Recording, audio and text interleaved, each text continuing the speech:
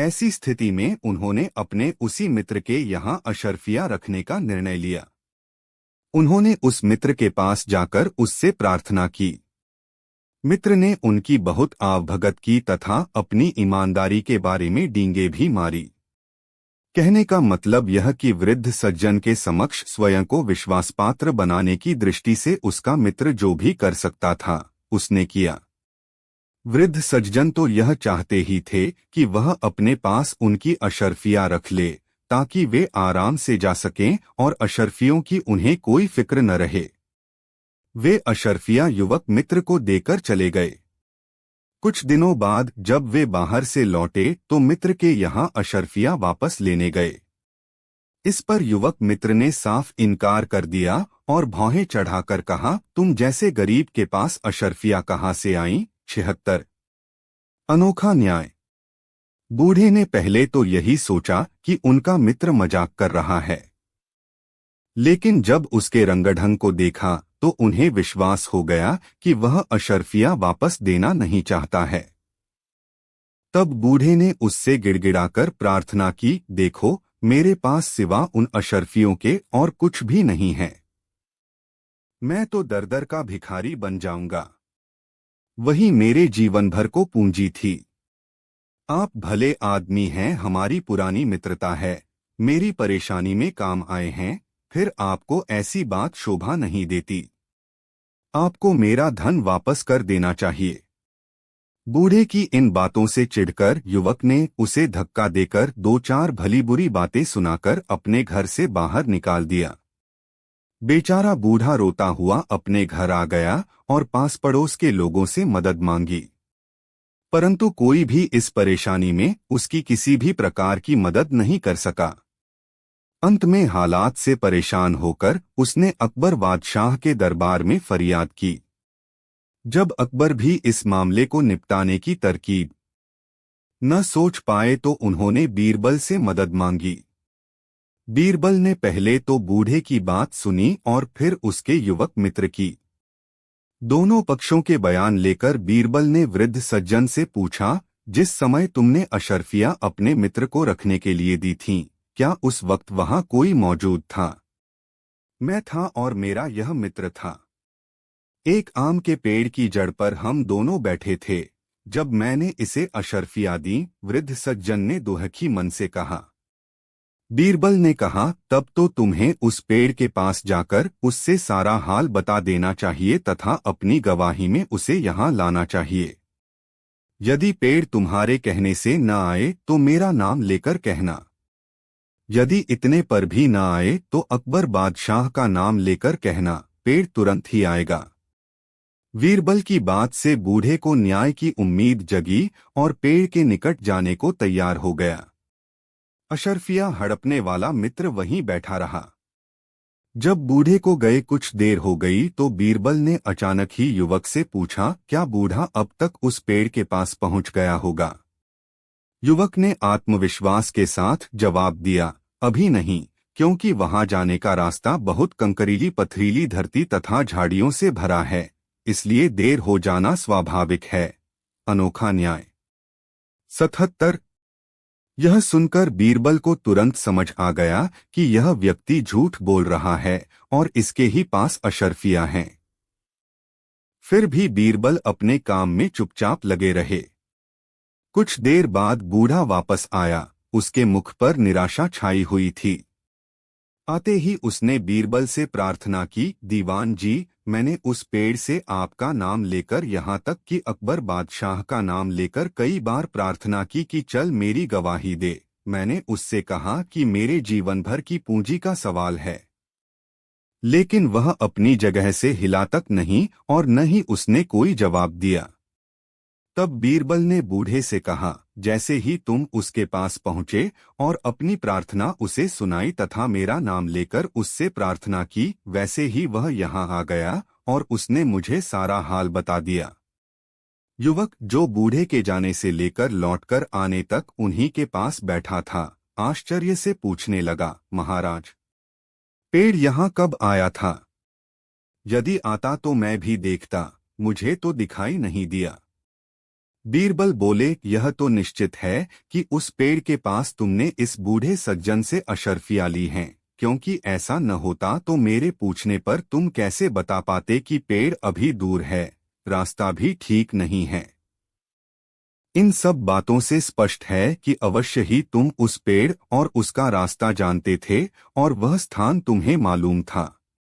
यदि ऐसा नहीं होता तो तुम उसी वक्त आश्चर्य से कहते, कौन सा पेड़? तुमने जरूर अशर्फियाँ ली हैं। यदि तुम अपनी भलाई चाहते हो तो सब ठीक ठीक बता दो, अन्यथा तुम्हारे साथ भी वही सलूक किया जाएगा जो चोरी करने वाले के साथ होता है। युवक मित्र ने अशर्फियों का लेना स्वीकार किया।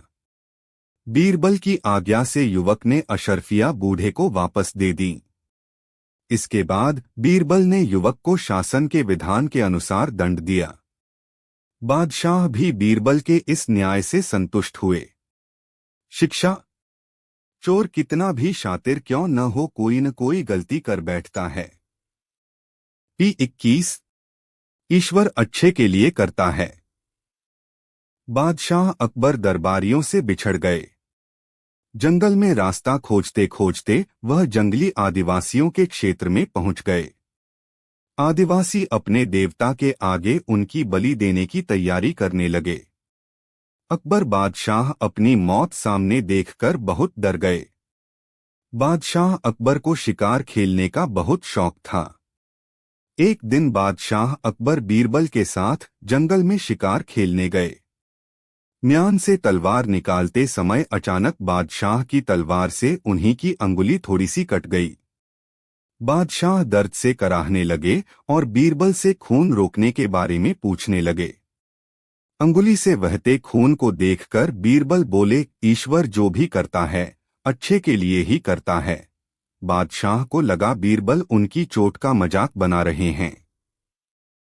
बीरबल की इस बात से बादशाह को बहुत दुख हुआ। 2 दिन बाद उन्होंने अपने राजदरबार में सारी बात बताते हुए सबकी राय पूछी। दरबारी लोग तो पहले से ही बीरबल से जलते थे। उन्हें बीरबल की बुराई करने का अवसर मिल गया। सभी अब नमक मिर्च लगाकर बीरबल की शिकायत करने लगे। उनकी बातों ने आग में घी का काम किया और बादशाह गुस्से में उबल गए। बीरबल उस समय दरबार में उपस्थित नहीं थे। बादशाह ने बीरबल के लिए शाही फरमान जारी कर दिया, दीवान बीरबल कभी भी दरबार में हाजिर होने की कोशिश न करें, न कभी हमारे सामने उपस्थित हों। बीरबल बहुत ही स्वाभिमानी व्यक्ति थे। बादशाह के इस आदेश से वे बिल्कुल भी परेशान नहीं हुए।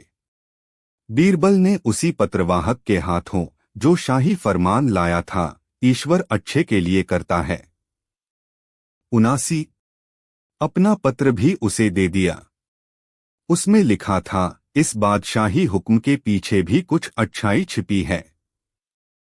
यह पढ़कर बादशाह और भी अधिक क्रोधित हो गए। इसी तरह महीनों गुजर गए।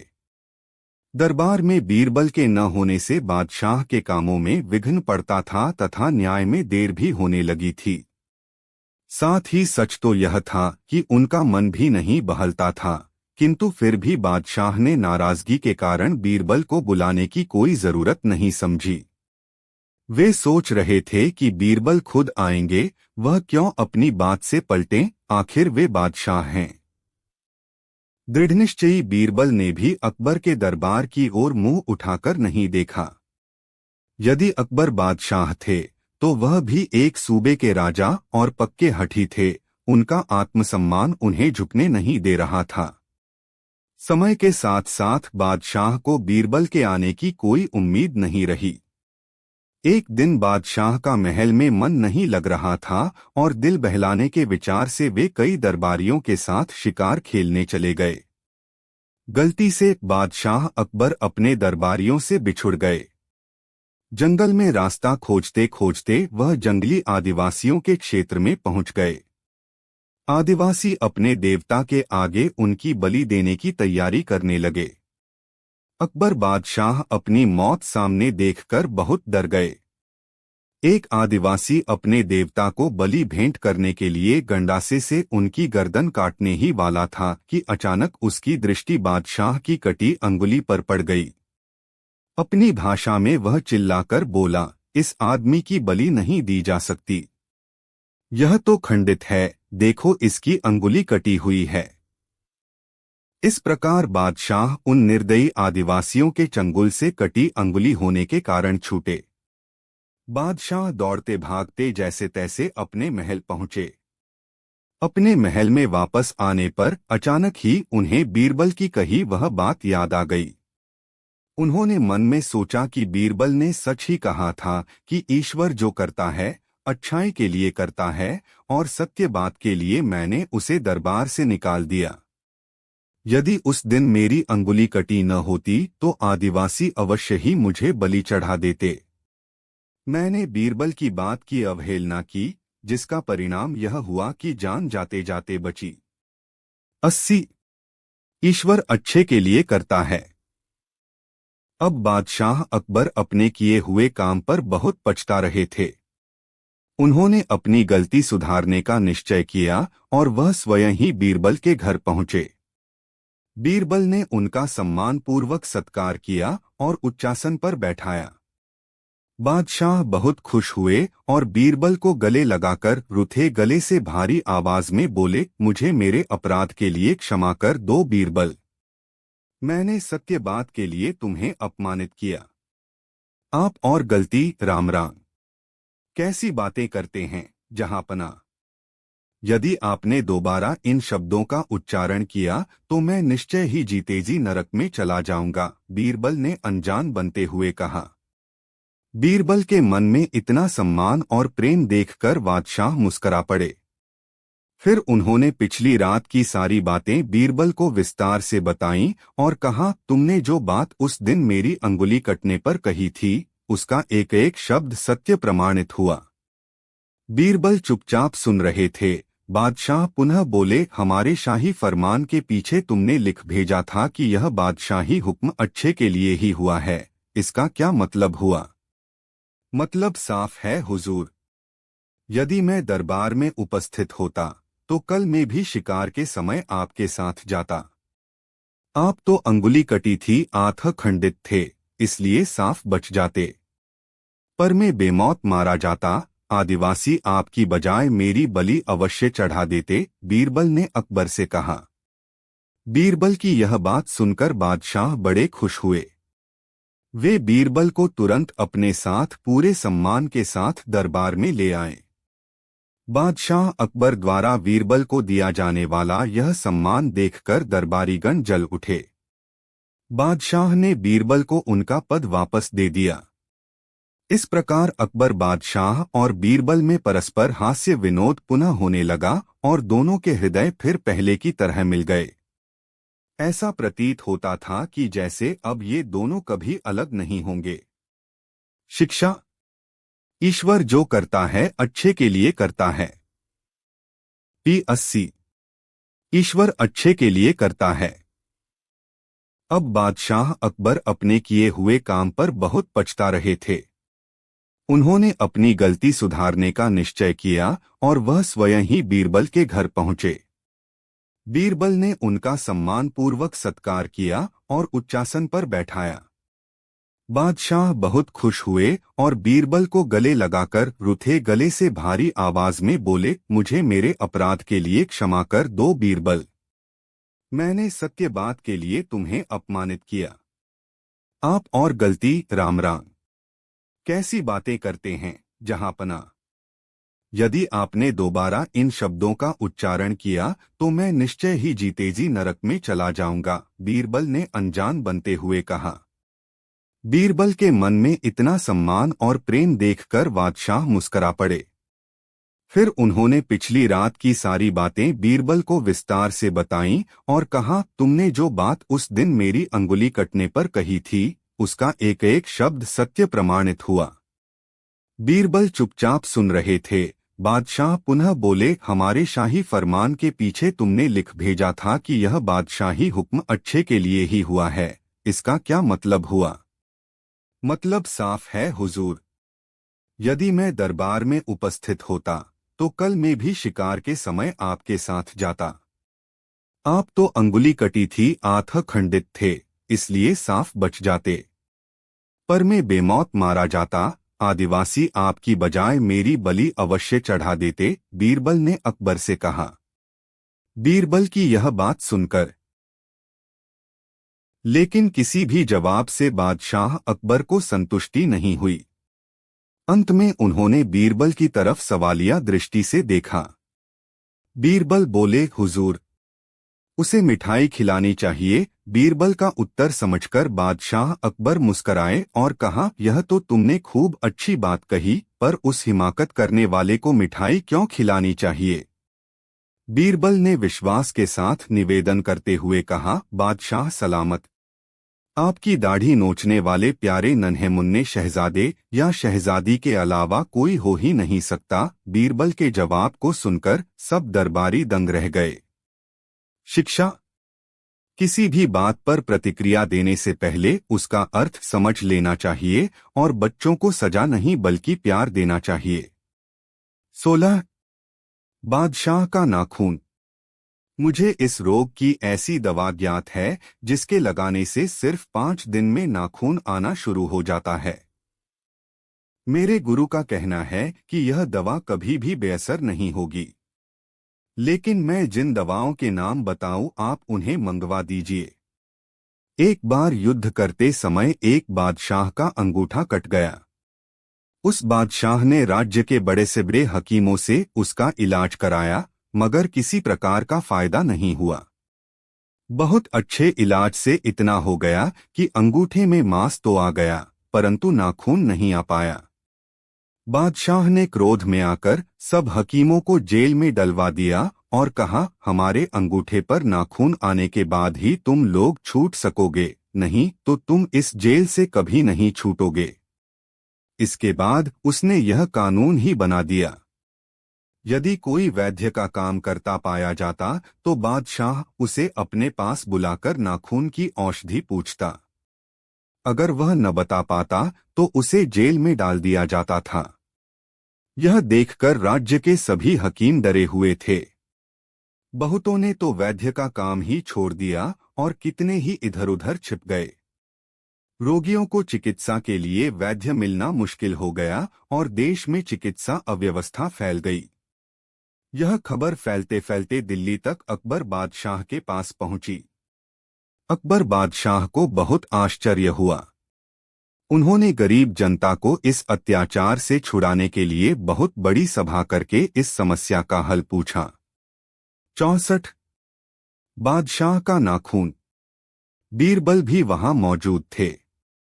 वह बोले, जहांपनाह, यदि आप मुझे जाने को आज्ञा दें तो मैं किसी न किसी प्रकार से उन लोगों को छुटकारा दिला सकता है। अकबर बादशाह ने खुशी से बीरबल को वहां जाने की आज्ञा दे दी। बीरबल वैद्य का भेष बनाकर 10-5 मामूली औषधियों को झोले में डाल उस बादशाह के नगर में पहुंचे। उस समय बादशाह के डर से नगर में कोई वैद्य नहीं रहता था, इसलिए बीरबल बहुत जल्दी प्रसिद्ध हो गए। वहां के लोगों ने उन्हें भाग जाने की सलाह देते हुए कहा कि अगर बादशाह को पता चलेगा कि आप वैद्य हो तो उसका इलाज करना पड़ेगा, अगर नहीं कर पाए तो तुमको जेल में डलवा देगा। परंतु बीरबल ने किसी का कहना नहीं माना और हिम्मत से अपना काम करते रहे। धीरे धीरे वैद्य की खबर बादशाह तक पहुंची। बादशाह ने उसे तुरंत बुलवाया और कहा, वैद्य साहब, हमने आपकी बड़ी तारीफ सुनी है। यदि आप हमारे अंगूठे का नाखून उगा सकें तो हम आपका एहसान कभी नहीं भूलेंगे। मुझे इस रोग की ऐसी दवा ज्ञात है जिसको लगाने से केवल 5 दिन में ही नाखून आना शुरू हो जाता है। मेरे गुरु का कहना है कि यह दवा कभी बेअसर सिद्ध नहीं होगी, लेकिन मैं जिन जिन दवाओं के नाम बताऊं आप उनको मंगवा दीजिए। यदि फिर भी आपका नाखून न आए तो मेरा सिर कटवा दीजिएगा, बीरबल ने कहा। ऐसे आत्मविश्वास से जवाब देने वाला वैद्य आज तक मुझे नहीं मिला। अब मुझे आशा है कि मेरे अंगूठे पर नाखून आ जाएगा, बादशाह की खुशी का ठिकाना न रहा। बीरबल बोले, ईश्वर ही सहायता करेंगे, परंतु मैं 3 दिन में आराम कर देने का आश्वासन देता हूँ, मगर मेरे नुस्खे की दवाओं का मिलना थोड़ा कठिन है। इसमें क्या कठिनाई है? क्या मैं बादशाह होकर भी दवा नहीं मंगवा सकता? बादशाह ने अपनी बादशाहत का रौब दिखाते हुए कहा। बीरबल बोले, बादशाह से सब कुछ हो सकता है। मेरा यह कहना नहीं है कि आप उन दवाओं को नहीं मंगा सकेंगे। फिर भी आप मुझे लिखित रूप से वचन दीजिए कि यदि आप 1 मास के भीतर दवा न मंगवा सके तो फिर मैं आपका इलाज नहीं कर पाऊंगा। और अब तक आपने जितने वैद्य हकीम कैद कर 3108 दोपहर के 3:20 सुनील कुशवाहा 8133 F11 बादशाह का नाखून 65 रखे हैं, उन सबको छोड़ना पड़ेगा। इस बीच अगर आप दवा मंगवा देंगे तो उसी समय मैं आपकी सेवा में हाजिर हो जाऊंगा और आपका इलाज शुरू कर दूंगा। सब ठीक रहा तो जल्द ही आपके अंगूठे पर नाखून होगा। यह सुनकर बादशाह ने सोचा कि यह हकीम मेरे प्रभाव और धन के बारे में नहीं जानता। ऐसी कौन सी दवा मंगवाएगा जिसका मूल्य मैं नहीं दे सकूंगा। यह सोचकर उसने बीरबल के कहे अनुसार प्रतिज्ञापत्र लिख दिया और उससे दवाओं के नाम पूछे। बीरबल ने अपनी इच्छानुसार काम होता देखकर एक शेर पढ़कर सुनाया। क्या अजब आना है उस नाखून का, फूल गर गूलर का हो, पेशाब मछली का। बादशाह ने यह शेर सुनकर उसमें जो दवाएं थीं वे लाने के लिए दीवान को आज्ञा दी। बेचारे दीवान ने बहुत ढूंढा, नगर में मुनादी करवाई, परंतु इन दोनों वस्तुओं का कहीं नामो निशान भी नहीं पा सका। अवधि पूरी हो गई। लाचार होकर बादशाह को शर्त के अनुसार सभी हकीम और वैद्यों को छोड़ना पड़ा। फिर बादशाह ने उन वैद्यों को बुलाकर शेर में कही गई दवाओं के बारे में पूछा। सबने उन दवाओं के गुणों की प्रशंसा की क्योंकि बीरबल उनको पहले ही समझा चुके थे। हकीमों ने बंदीगृह से छुड़वाने के लिए बीरबल को बहुत धन्यवाद दिया। उसके पश्चात बीरबल ने दिल्ली आकर सब बातें अकबर बादशाह को बताईं। वे भी उसकी बुद्धिमानी से बहुत प्रसन्न हुए और इनाम भी दिया। शिक्षा, बुद्धिमानी और संयम 2 हथियार हैं जिनसे असंभव दिखने वाला कार्य भी किया जा सकता है। 17 चोर की दाढ़ी में तिनका। व्यापारी ने उत्तर दिया, हुजूर, मुझे लगता है कि नौकरों में से किसी ने यह काम किया है, क्योंकि बाहरी आदमी को घर के अंदर का इतना ज्ञान नहीं हो सकता। किंतु यह भी सत्य है कि मैंने किसी को अपनी आंखों से ऐसा करते नहीं देखा। एक बार एक नगर में एक मशहूर व्यापारी के यहाँ चोरी हो गई। उस व्यापारी इसकी खबर राज्य के अधिकारियों को दी। अधिकारियों ने चोर को ढूंढने के लिए सिपाही लगा दिए। काफी जांच पड़ताल के बाद भी सिपाही चोर को नहीं पकड़ पाए। चोर व्यापारी के घर से सभी बेशकीमती चीजें चुरा ले गए थे। उसके पास बर्तनों और साधारण वस्त्रों के अलावा कुछ भी बाकी नहीं बचा था। उसका लगभग दिवाला ही निकल गया था। यह बात बादशाह तक पहुंची, तब इतने बड़े पूंजीपति की ऐसी दुर्दशा देख बादशाह बड़े चिंतित हुए। बादशाह ने इस चोरी का पता लगाने का विचार किया।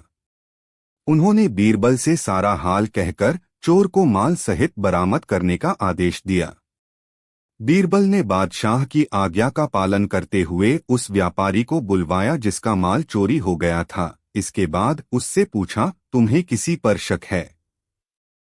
यदि किसी पर शक हो तो स्पष्ट बता दो। घबराओ नहीं, तुम्हारी सब संपदा मिल जाएगी, चोर भी पकड़ा जाएगा। व्यापारी को बीरबल की बातों से बहुत ढांढस बंधा।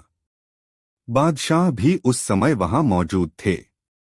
F11 F12 थपथपाना SCD चोर की दाढ़ी में तिनका 67 व्यापारी ने उत्तर दिया, हुजूर, मुझे लगता है कि नौकरों में से ही किसी ने यह काम किया है, क्योंकि बाहरी आदमी को घर के अंदर का इतना ज्ञान नहीं हो सकता। किंतु यह भी सत्य है कि मैंने किसी को अपनी आंखों से ऐसा करते नहीं देखा, इसलिए मैं किसी दोषी नौकर का नाम भी नहीं ले सकता। बीरबल ने सिपाही भेजकर व्यापारी के सभी नौकरों को दरबार में बुलवाया। जब सभी नौकर आ गए तो थोड़ी पूछताछ के बाद बीरबल ने समान आकार की बहुत सी लकड़ी की पट्टी मंगवाई। उन पर कोई मंत्र पढ़ने का ढोंग करके एक एक लकड़ी प्रत्येक नौकर को दे दी और कहा, आज रात भर ये लकड़ियां तुम लोग अपने अपने पास रखो, कल सुबह लाकर मुझको दिखाना। जो कोई चोर होगा या उसकी मदद से चोरी हुई होगी, उसके पास की लकड़ी आधा इंच बढ़ जाएगी। बीरबल के हुक्म से राज्य के कर्मचारियों ने व्यापारी के नौकरों को अलग अलग कमरों में रखा और उनकी देखरेख के लिए सैनिकों को लगा दिया। उन नौकरों में जो नौकर वास्तव में चोर था, उसने अपने मन में सोचा कि यह लकड़ी बाद में आधा इंच बढ़ जाएगी तो मैं पहले ही क्यों न इसको आधा इंच काट। 3108 दोपहर के 3:21 सुनील कुशवाहा 8133 सभर अन्य लकड़ियों के बराबर हो जाएं। इस तरह मेरी लकड़ी सबके बराबर रहेगी। इस प्रकार दोवान बीरबल मुझे नहीं पकड़ पाएगा। ऐसा सोचकर उसने फौरन अपनी लकड़ी को आधा इंच काटकर छोटी कर दिया। यही तो बीरबल की चाल थी। क्या कभी लकड़ी रात भर में अपने आप बढ़ सकती है? अर्थात कभी नहीं बढ़ सकती। दूसरे दिन सुबह बादशाह और बीरबल उस जगह पर गए जहां नौकरों को रखा गया था। उनके साथ वह व्यापारी भी था। बीरबल ने सबको लकड़ियों को देखा। जब असल चोर की लकड़ी देखी तो वह आधा इंच औरों से छोटी निकली। बीरबल की चाल कामयाब रही और चोर पकड़ा गया। बीरबल ने एकांत में ले जाकर उसे छोड़ देने का वायदा करके सब असे नहीं चल पाता था। बादशाह काफी देर तक बीरबल का इंतजार करते रहे। जब बीरबल को आने में बहुत देर हो गई तो बादशाह ने अपने दूत को उन्हें लाने के लिए भेजा। दूत बीरबल के घर पहुंचा। बादशाह का संदेश सुनकर बीरबल ने उस दूत से कहा, चलो मैं आता हूं। दूत ने वापस आकर बीरबल का संदेश राजा को बता दिया। दूत को वापस आए जब आधा घंटा बीत गया और बीरबल नहीं आए तो बादशाह को बड़ा आश्चर्य हुआ।